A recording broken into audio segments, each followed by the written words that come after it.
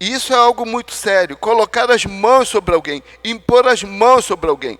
Muitas vezes nós que temos uma base formada numa igreja mais tradicional, a gente não tem muito essa prática. A gente talvez não entenda a importância disso, mas nós vivemos um novo tempo. E nesse novo tempo, a gente precisa trazer aquilo que era parte fundamental dos ensinos e também da prática da igreja primitiva, né? Vamos lá. A imposição de mãos é uma doutrina básica. O que significa e qual o significado da imposição de mãos, né? Há gestos físicos que têm grande significado espiritual. Um deles é esse de impor as mãos. As mãos representam a extensão da própria pessoa com poder de transferência com objetivo espiritual. É nesse sentido que a imposição de mãos se torna uma prática poderosa. Sabe, segundo o ensino bíblico, as mãos representam a extensão da própria pessoa. Então, quando alguém coloca a mão sobre outra pessoa, ela está se sobrepondo àquela pessoa, ela está indo da sua vida para a vida daquela pessoa, dando da sua vida para a vida daquela pessoa. Então isso é algo muito importante a gente entender, porque nessa transferência com objetivo espiritual, a gente precisa ter zelo. Porque é uma prática que pode tanto transmitir bênção, como pode também transmitir maldição. A gente precisa entender que tudo aquilo que a Bíblia coloca como positivo, o diabo ele vai tentar usar como também uma prática, só que o objetivo vai ser outro. Então a gente precisa ter muito zelo e entendimento. Um segundo aspecto, a poderosa mão de Deus. É interessante notar que Deus criou todas as coisas pela sua palavra. Deus criou todas as coisas pela sua palavra. Mas o homem, ele formou. Quando a gente pensa nessa expressão, ele formou, pegou o barro e formou, não foi apenas com uma palavra de ordem. O entendimento que a gente tem é que Deus usou as mãos para formar o homem. Então a mão de Deus, ela já estava sobre a vida do homem desde a sua formação. Tudo foi criado pela palavra, mas o homem, Deus formou. A gente precisa entender isso, né? Êxodo 15:6 diz assim: Senhor, a tua mão direita foi majestosa em poder. Senhor, a tua mão direita despedaçou o inimigo. Então, a mão de Deus, ela é poderosa. Deus usa as mãos. Usou as mãos em vários momentos. Nós encontramos isso várias vezes na Bíblia, onde fala, a mão do Senhor veio sobre uma pessoa, veio sobre uma cidade, veio sobre um exército inimigo. Então, as mãos de Deus, elas são poderosas. Então, existe algo na mão. Não é à toa que a gente vê uma cartomante pegando a mão de alguém e lendo a mão de alguém. É uma prática que talvez, na nossa inocência, eu nunca deixei. Mas talvez na sua inocência, alguém tenha pego sua mão e tenha lido sua mão. Olha que coisa perigosa. São coisas que nós precisamos, muitas vezes, renunciar. Porque alguém estava tocando nas nossas mãos. É diferente de um cumprimento que você vai cumprimentar as pessoas. Não nesse tempo, né, que a gente tem evitado, mas a gente já começa a se permitir apertar as mãos das pessoas. Mas dar a mão para alguém, ou deixar que alguém imponha as mãos sobre nós, é algo muito perigoso, e a gente precisa tomar cuidado com isso. Terceiro, Jesus operou pela imposição de mãos. E a gente tem isso em vários momentos. Quando Jesus foi manifestado na carne, trouxe consigo os sinais do reino de Deus. Indagado pelos discípulos de João Batista se era mesmo Cristo, sua resposta foi: ide contar a João as coisas que ouvis e credes. Os cegos veem, os coxos andam, os leprosos são purificados e os surdos ouvem. Os mortos são ressuscitados e aos pobres é anunciado o evangelho. Isso tudo Jesus fez. Jesus, ele operou através da imposição de mãos. Os milagres foram apresentados como evidências de que Jesus era o Messias. Era o Messias. Sabe, os discípulos aprenderam, vendo Jesus operar milagres. Os discípulos aprenderam a prática da imposição de mãos, do toque. Jesus tocou no ouvido e a pessoa voltava a ouvir. Jesus tocava nos olhos, a pessoa voltava a enxergar. Então, Jesus, ele fez milagres à distância, muitos, a gente sabe disso. Ele curou um servo de um homem que tinha uma posição muito grande, ele curou à distância. Mas ele praticava a imposição das mãos, o toque das mãos. E os discípulos aprenderam. Não somente aprenderam, mas os discípulos continuaram praticando e ensinando a imposição de mãos como meio eficaz de transmitir bênção. Então era uma coisa que era praticada de maneira contínua. Sabe, quando Jesus morre, ressuscita e volta para o céu, os discípulos começaram a ter suas próprias experiências, e aí eles começaram a praticar aquilo que Jesus praticava, como o mestre fazia. Eles também estendiam as mãos. Então, muitos milagres eram feitos pelos discípulos. Como? Através das mãos, da imposição de mãos, do toque das mãos. Muitos milagres também eram feitos até sem a participação direta dos discípulos.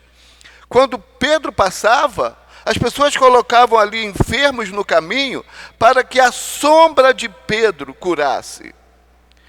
Mas a imposição de mãos foi algo que Jesus ensinou através da prática e eles deram continuidade como meio eficaz de transmitir bênção.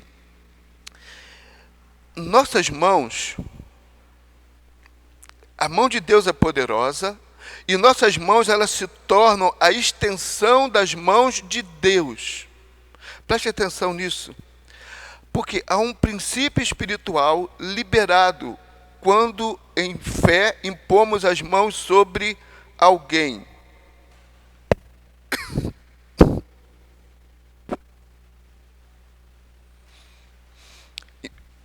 Perdão, queridos. Quando em fé impomos as mãos sobre alguém, na realidade, essa verdade é tão forte que Satanás procura imitar para implementar o mal através de rituais, através de rituais de feitiçaria. A gente vê isso nos terreiros. Sabe, quando quando era criança, minha mãe viveu um momento que ela estava afastada da igreja. Isso, a gente era muito pequeno, antes da sua reconciliação. E nós frequentávamos um terreiro, né? Era um centro espírita, mesa branca. E,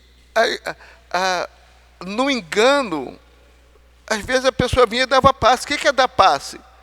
É praticar um ritual e muitas vezes impondo as mãos sobre alguém.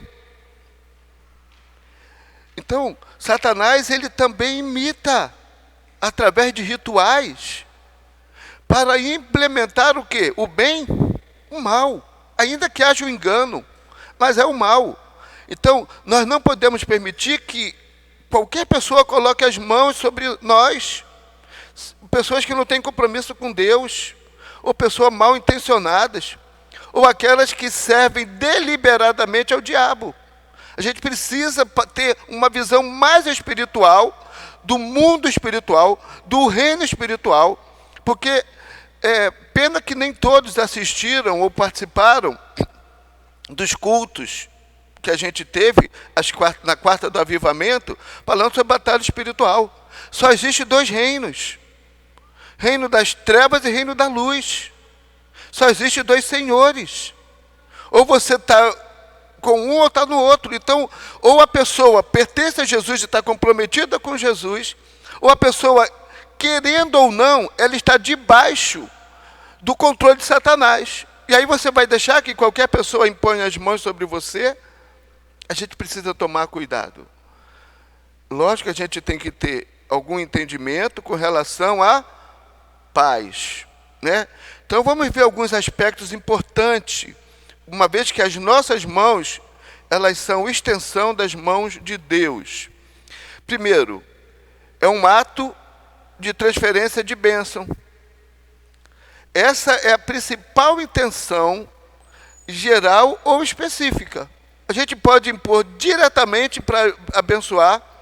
Aí a gente vai ter, os patriarcas usaram isso para abençoar os seus filhos, e era importante essa imposição, a transferência da bênção.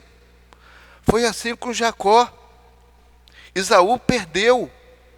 Jacó foi lá e foi abençoado. E depois de abençoado, não teve como retirar, não teve como abençoar novamente outra pessoa. Era uma prática que já acontecia naquele tempo. Então, os pais têm esse poder. Lógico que, se os pais são tementes a Deus, estão buscando andar de acordo com o propósito de Deus, com a palavra de Deus, vai produzir um efeito muito mais eficaz na vida dos filhos. A prática da bênção, ela é operada com a verbalização do seu propósito. Eu te abençoo nessa viagem que você vai fazer. Eu te abençoo nesse curso que você está começando. Eu te abençoo nessa prova que você vai fazer. Eu te abençoo no seu casamento. Eu te abençoo nesse dia seu de aniversário. Objetivar. Verbalizar de maneira objetiva, propósito da imposição de mãos naquele momento. Ou até mesmo um propósito geral. E eu tenho tomado alguns cuidados com isso. Quando a gente tem alguém, pede para todo mundo impor as mãos, direcionar as mãos. Como é que está a vida dessa pessoa? São coisas importantes, porque a imposição de mãos, ela tem o poder para transferir bênção. Segundo aspecto desse, entendendo que as nossas mãos são extensão das mãos de Deus, curando os enfermos, né? Outro objetivo da imposição de mãos é a cura de enfermos pelo poder de Deus. Eu ontem fui visitar uma irmã, a irmã Ana Maria, que está internada. Me certifiquei do ambiente do hospital, tudo tranquilo, porque hoje a gente precisa tomar alguns cuidados para ir em alguns ambientes. Mas eu estava ali, coloquei as mãos sobre ela, para abençoá-la, para Deus liberar cura sobre ela, para ela ter uma noite de sono, já que ela estava muito agitada nesses dias. Colocar as mãos sobre alguém. Jesus, ele ordenou isso. Marcos 16, 17 a 18, ele vai falar sobre os sinais que acompanharão os que crerem em seu nome. Aí ele vai dizer uma série de coisas. E aí, entre essas coisas, ele vai dizer: imporão as mãos sobre os doentes, e estes ficarão curados. Lembra que eu falei, momentos antes, de que os discípulos aprenderam com Jesus? Jesus, ele dá uma ordem, dizendo assim: vocês vão impor as mãos. Gente, se ele dá uma ordem, é para a gente fazer. Nós precisamos ter mais ousadia e nos revestirmos de autoridade. Autoridade para fazer isso. Não é para qualquer pessoa. Nós precisamos estar fazendo isso.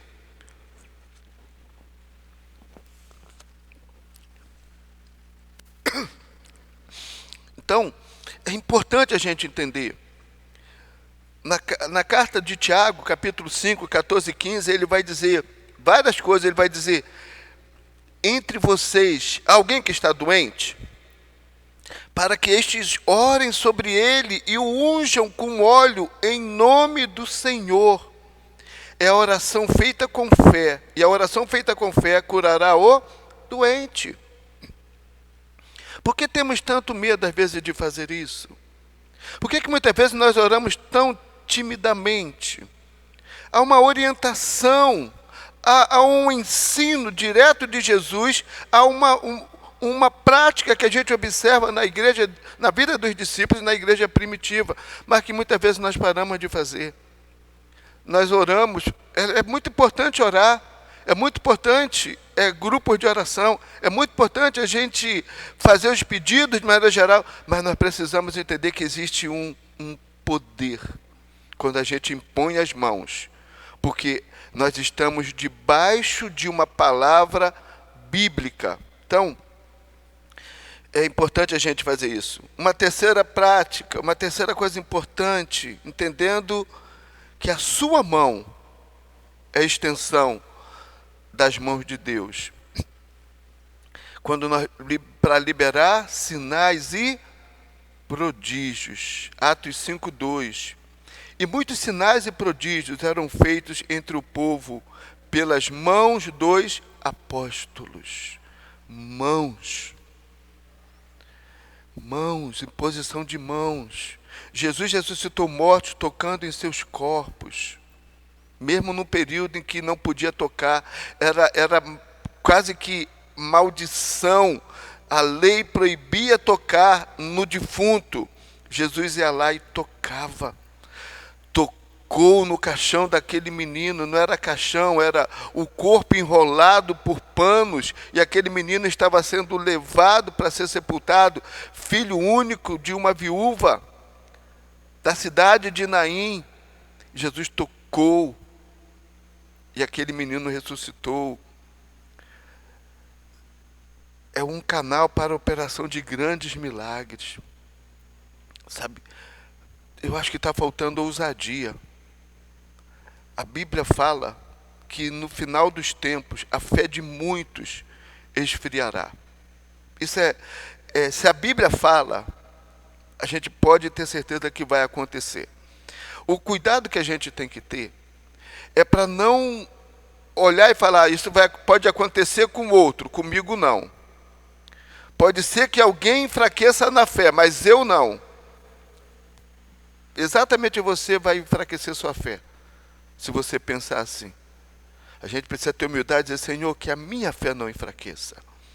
Mas é preciso a gente ter fé para entender que as nossas mãos podem curar, pode fazer sinais e maravilhas, impor as mãos. Quarto,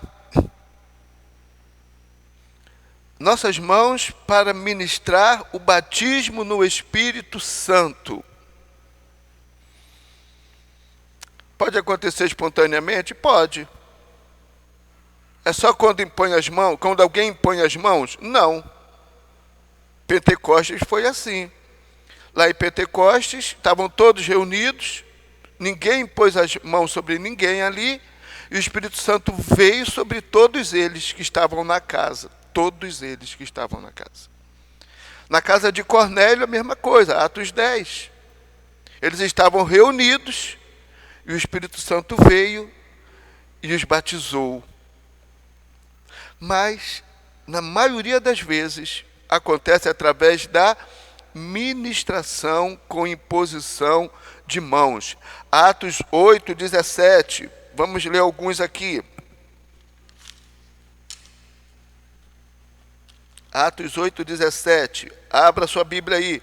Não esqueça que nós estamos numa escola bíblica ministerial e você deve ter um papelzinho na mão, deve ter um caderno para anotar. E se você não fez isso, quando começar o próximo módulo, faça isso com certeza, você será mais abençoado no entendimento. Atos 8, 17 e 19 diz assim: então lhes impuseram as mãos e receberam o Espírito Santo. E Simão, vendo que pela imposição das mãos dos apóstolos era dado o Espírito Santo, lhes ofereceu dinheiro, dizendo: dai-me também a mim esse poder, para que aquele sobre quem eu puser as mãos receba o Espírito Santo. Imposição de mãos, né? Atos 9, 17 diz assim: e Ananias foi e entrou na casa, e impondo-lhe as mãos, disse: irmão Saulo, o Senhor Jesus, que te apareceu no caminho por onde vinhas, me enviou para que tornes a ver e sejas cheio do Espírito Santo. Ananias fez o quê? Impôs as mãos sobre Saulo, sobre Paulo, agora um novo homem. Imposição, e ele foi cheio do Espírito Santo. É importante a gente entender isso. 19:6, Atos 19:6, vamos dar uma idinha mais para frente.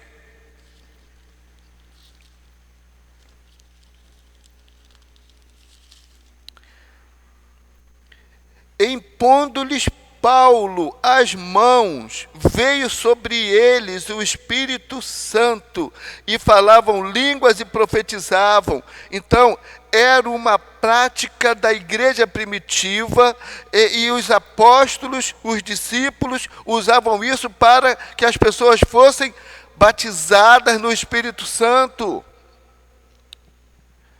Temos que praticar isso. Temos que entender a importância disso. Imposição de mãos.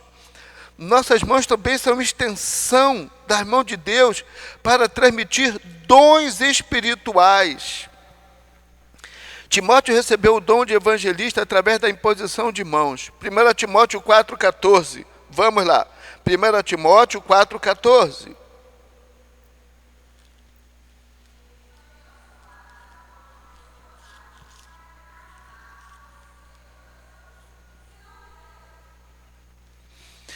Não desprezes o dom que há em ti, o qual te foi dado por profecia, com a imposição das mãos do presbitério.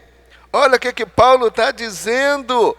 Timóteo, você recebeu o dom de evangelista, o dom para liderar, através da imposição de mãos do presbitério. Gente, é muito importante a gente entender isso. Quando a gente traz aqui no altar ou faz isso na própria célula, que a gente impõe as mãos sobre um novo líder, nós precisamos ter o entendimento de que ali nós estamos liberando sobre ele e transmitindo dons espirituais. Precisamos fazer com mais naturalidade. Muitas vezes parece que nós temos medo de fazer isso. O que vão achar? O que vão pensar? Vão julgar que a gente agora está ficando fanático, que a gente agora virou uma igreja pentecostal. Que julguem, que falem. Mas nós vamos começar a tornar isso uma prática tão real que nós vamos começar a ver resultado. Vamos ver pessoas recebendo o Espírito Santo, sendo batizadas. Vamos ver pessoas começando a fluir, a se mover nos dons, porque alguém que tem autoridade espiritual sobre a sua vida, muitas vezes as pessoas falam: não, mas isso aí é os pais. Não, é o líder. Quem pôs a mão sobre Timóteo foram líderes que liberou dons. Josué recebeu o espírito de sabedoria quando Moisés ministrou sobre ele, lá atrás no Antigo Testamento.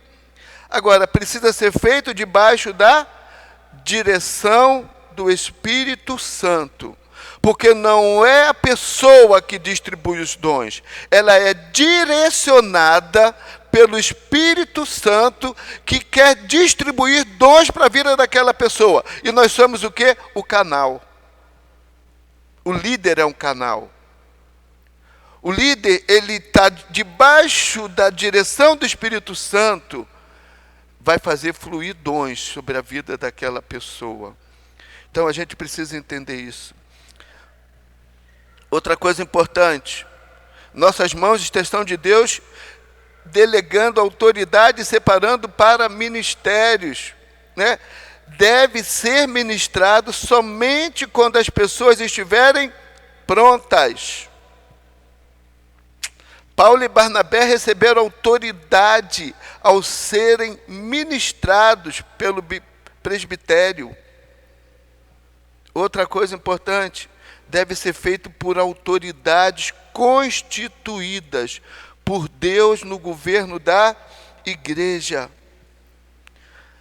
A gente precisa entender a importância disso. É a autoridade da igreja. São as autoridades constituídas como governo da igreja. É o pastor, igrejas os que têm diáconos, os diáconos, igreja que tem presbíteros, os presbíteros, os líderes sobre a vida daquela pessoa, as autoridades constituídas por Deus. É o discipulador sobre a vida do discípulo. A gente precisa entender muito bem isso, sabe? Não podemos deixar que qualquer pessoa possa se julgar no direito de receber, e de colocar as mãos sobre outra pessoa para liberar a autoridade e separar para o ministério. Tem que ser a autoridade constituída, né? Outra coisa importante, devemos tomar cuidados. Eu deixei de falar algumas coisas dentro dos pontos que a gente viu para abordar nessa parte final sobre cuidados com a imposição de mãos, sabe? Impor as mãos, a gente libera poder. Quando temos fé, quando colocamos nossas mãos sobre alguém, mas a gente precisa tomar alguns cuidados. E talvez isso que a gente vai falar agora seja o mais importante de tudo que a gente falou até agora.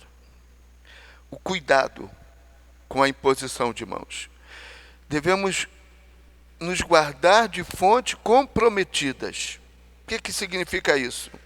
Em primeiro lugar, não devemos permitir que pessoas de caráter ou fé duvidosa nos toquem com a intenção de ministrar sobre nós. É diferente de um abraço, de um aperto de mão, como eu falei. Mas tocar com a intenção de impor as mãos, como é que está a vida dessa pessoa? Qual o caráter dessa pessoa? Qual a fé dessa pessoa? É uma pessoa que oscila? Hoje está bem, daqui a pouco está mal? Alguém que hoje está quase tocando o céu e no outro dia está quase largando a igreja? Então, pessoas que... Qual o compromisso dessa pessoa?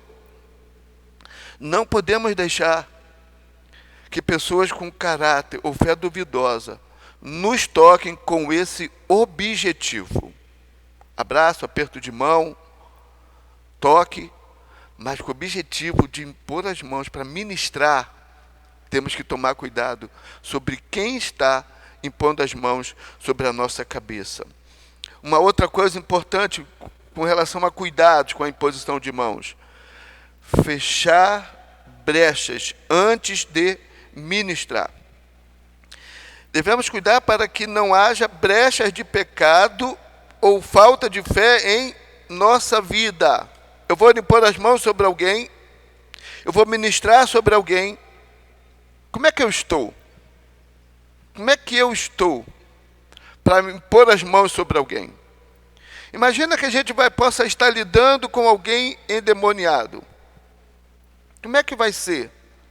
Como é que eu vou impor as mãos sobre alguém se eu olho para a minha vida e eu não cuido da minha vida? Se eu tenho pecados que eu sei que estão presentes e eu não luto para vencer esses pecados, e eu não faço sair esses pecados da minha vida, com que autoridade eu vou impor as mãos sobre alguém? Não há nenhuma indicação na palavra de Deus de que se deva impor as mãos sobre alguém endemoniado. A gente dá uma palavra de autoridade. Mas há momentos que a gente vai precisar impor as mãos, com autoridade, sobre a vida de alguém que está endemoniado. Mas como nós estamos? Como é que está a vida, a sua vida?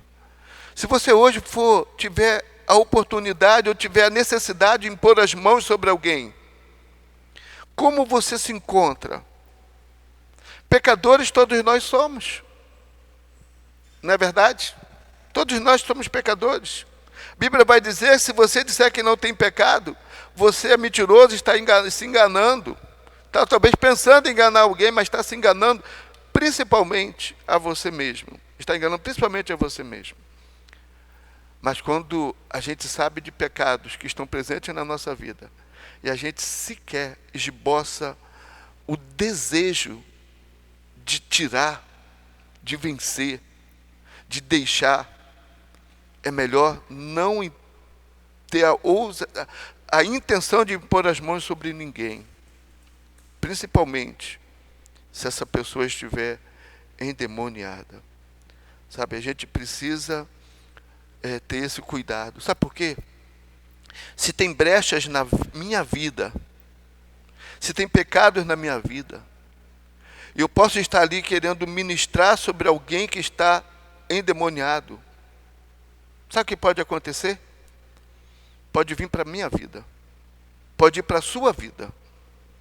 Ao invés de você fazer com que saia da vida da pessoa, você criou um grande problema para você, porque pecado, Satanás ele entra através das brechas.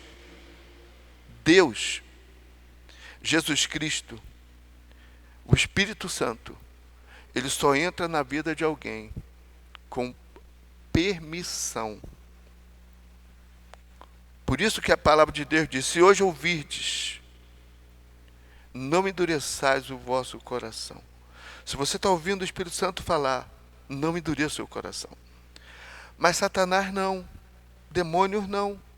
Demônios aproveitam brechas. E se você vai querer impor as mãos sobre alguém, e se essa pessoa estiver endemoniada, e você estiver com brechas na sua vida, imagina o que pode acarretar. Ao invés de sair, encontrou um lugar para onde se alojar.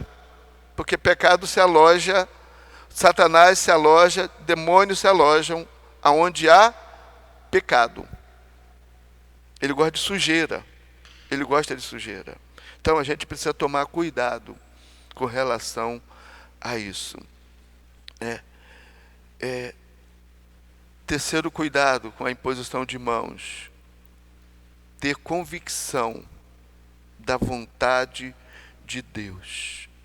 Sabe? Não tentar ministrar dons e ministérios sobre pessoas sem uma direção de Deus.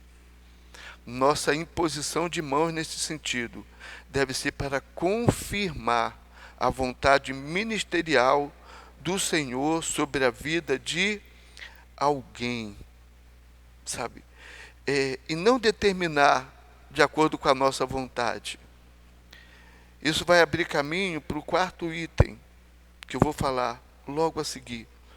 Então não é a minha vontade, não é eu olhar para alguém e falar, pô, fulano, vou impor as mãos sobre ele, para ele ser. Não. Deus tem que dar a direção. Deus é soberano. E muitas vezes nós nos precipitamos. Não é a nossa vontade, mas ter convicção da vontade de Deus. Paulo, quando escreve a Timóteo, ele diz assim na sua segunda carta, capítulo 2, versículo 15, 3,15.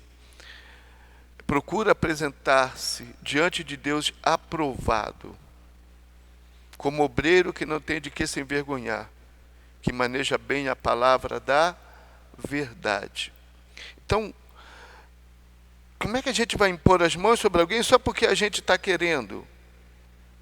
A gente pode incorrer em sérios riscos fazendo isso, né? Uma outra coisa importante é o quarto, e a gente então caminha para o encerramento da aula de hoje. Devemos avaliar quem está apto para receber a autoridade. Devemos zelar para não delegar autoridade e estabelecer ministério sobre pessoas despreparadas. Paulo adverte com relação aos neófitos na fé. Vamos lá, 1 Timóteo 3, 5 e 6. Vamos abrir esses textos.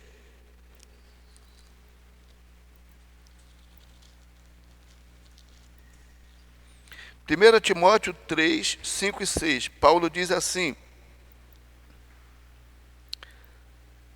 porque se alguém não sabe governar a sua própria casa, terá cuidado da igreja de Deus, não neófitos, para que, ensoberbendo-se, não caia na condenação do diabo. Paulo dá uma orientação para Timóteo, dizendo assim: Timóteo, não impõe as mãos, não coloque numa posição os neófitos. O que é neófitos? Novo convertido, novo na fé. Neófito não tem a ver com idade, tem a ver com maturidade. Em outras palavras, não coloque pessoas imaturas em posições para as quais ela não está pronta. E a gente muitas vezes acaba incorrendo nesse risco. Às vezes a nossa necessidade é maior do que do que os nossos cuidados. Às vezes, em razão da nossa necessidade como igreja, muitas vezes nós nos precipitamos e lançamos um novo convertido numa posição que ele ainda não está pronto, ele ainda não teve a maturidade, ainda não cresceu, ainda não venceu alguns níveis na sua caminhada cristã. E Paulo adverte sobre isso. Paulo adverte também sobre imposição precipitada, agora não somente sobre novos na fé. 1 Timóteo 5, 22, Paulo diz assim: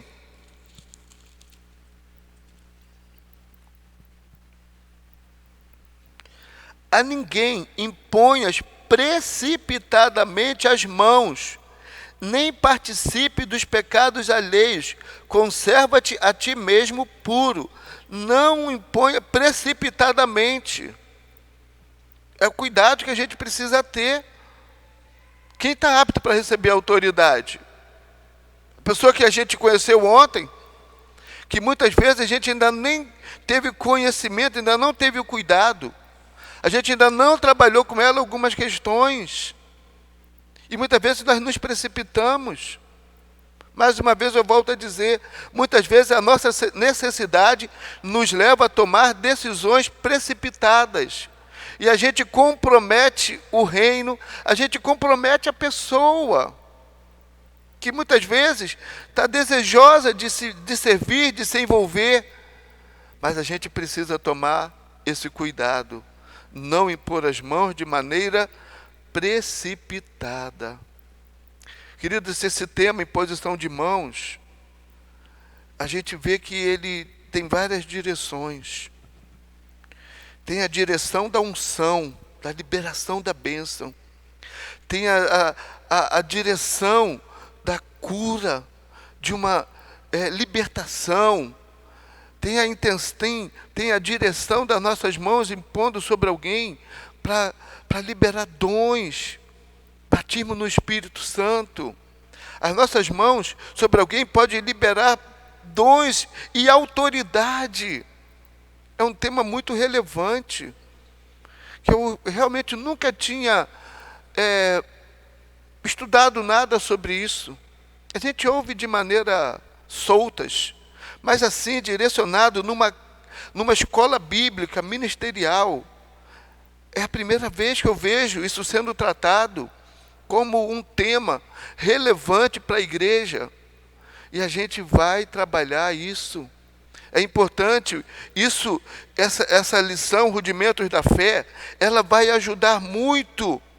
Porque muitas vezes a pessoa chega e quando ela ouve uma lição, ela fala, calma, o meu líder está certo em esperar mais um pouco para me promover, para impor as mãos sobre a minha vida.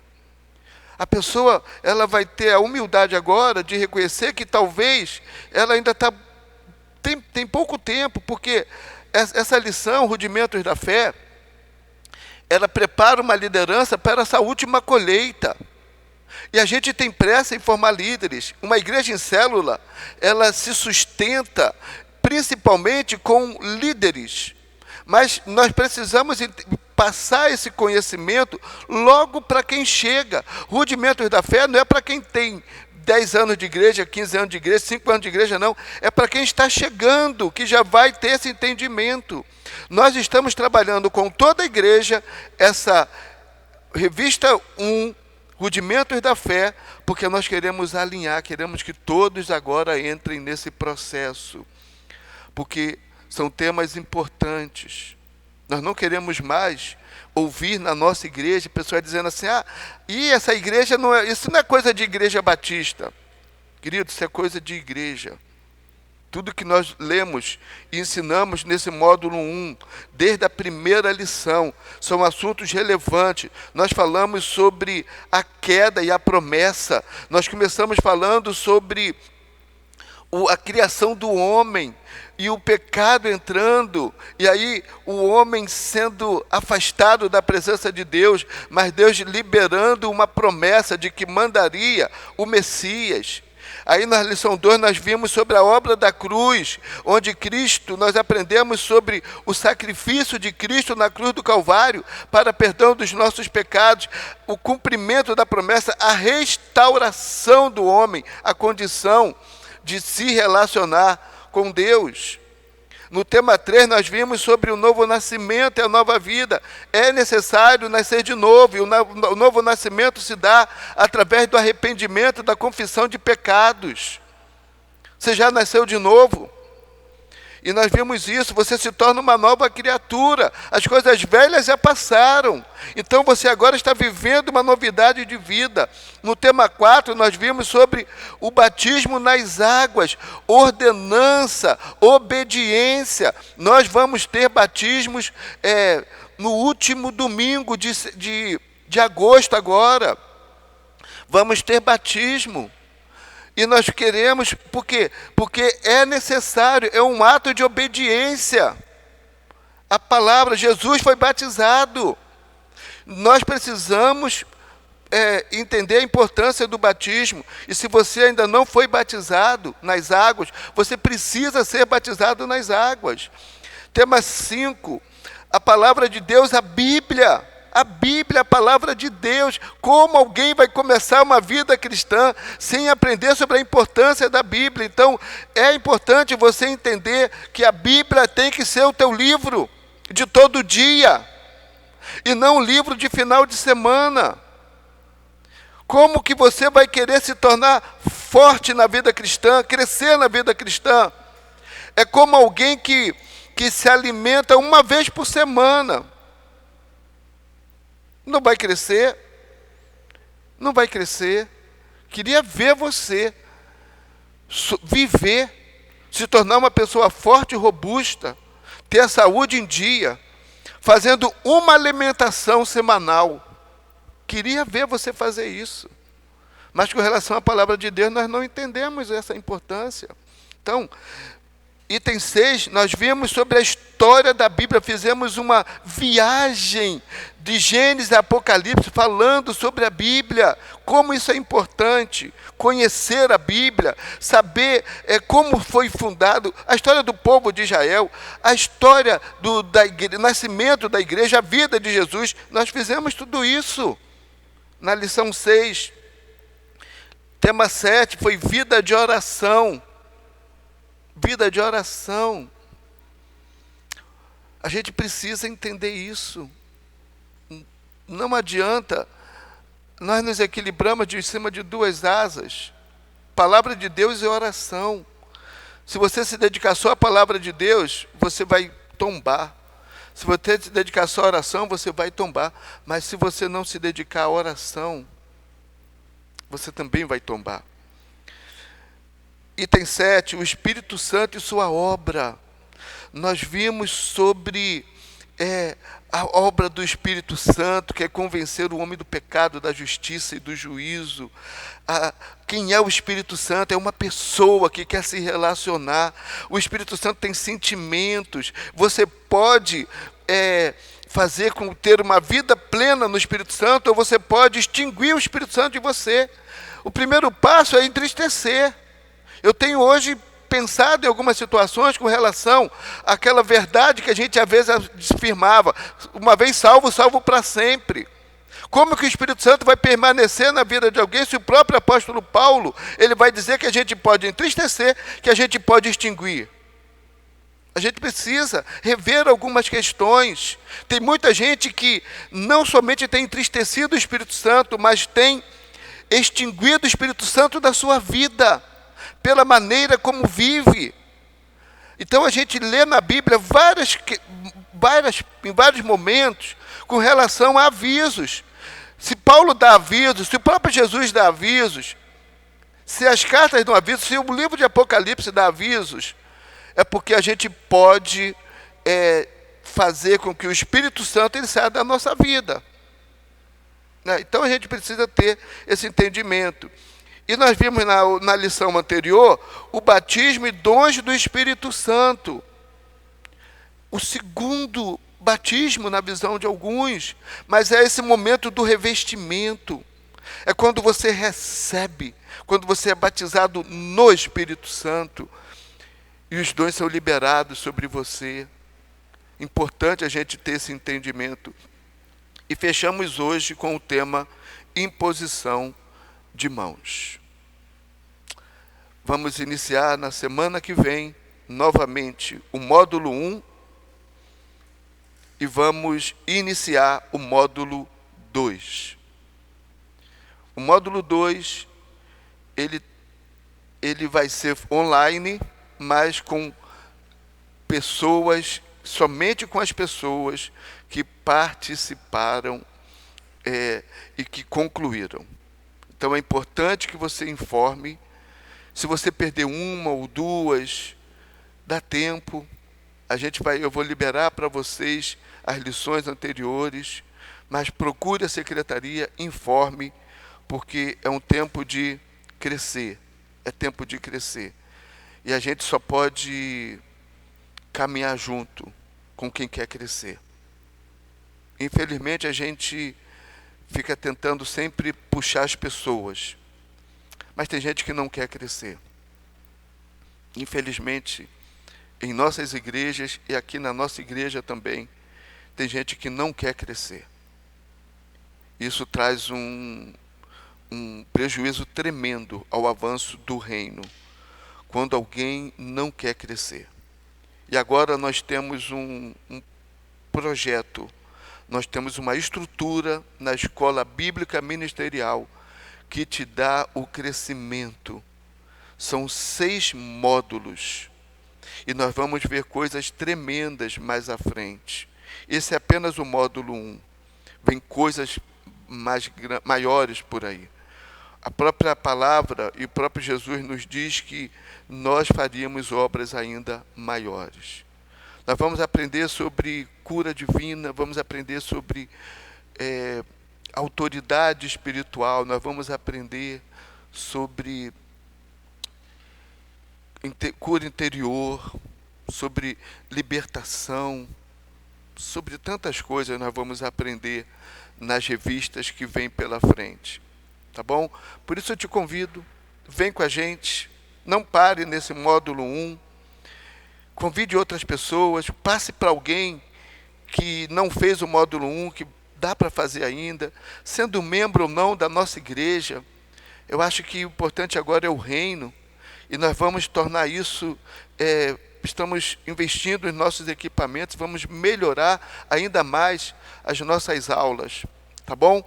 Eu quero orar com você, agradecendo a Deus pela aula de hoje e pelo encerramento do módulo 1. Vamos orar? Pai, muito obrigado porque a gente está concluindo o módulo 1, Rudimentos da Fé. Pai querido, que tenham sido temas relevantes na vida de cada um que participou. Que tenha sido, Pai, o primeiro degrau. Alguns, Pai, até com uma caminhada cristã mais adiantada, mais madura, estão tendo, Pai, a humildade de começar, de fazer esse módulo 1. Gente, Pai, que talvez já esteja até no seminário, ou que já tenha um seminário, ou que talvez já seja até pastor, mas que humildemente está fazendo o módulo 1. Pai, como é bom ver a Tua mão bondosa sobre nós. Pai, que a gente possa crescer, que a gente possa avançar, que a gente possa continuar acreditando que o Senhor tem coisas grandes para a nossa vida, para a nossa igreja. Pai, muito obrigado por cada um que participou da aula de hoje, que está concluindo esse módulo 1, e que a gente possa avançar, crendo que obras ainda maiores nós faremos, porque é promessa do Senhor, está na Tua palavra, e a gente crê. Abençoa, Pai, meus irmãos, minhas irmãs, no dia de hoje. Nós oramos no nome de Jesus. Amém. O que eu vou falar depois. Gente, hoje à noite, hoje é dia dos pais, e a gente sabe que hoje é um dia muito especial.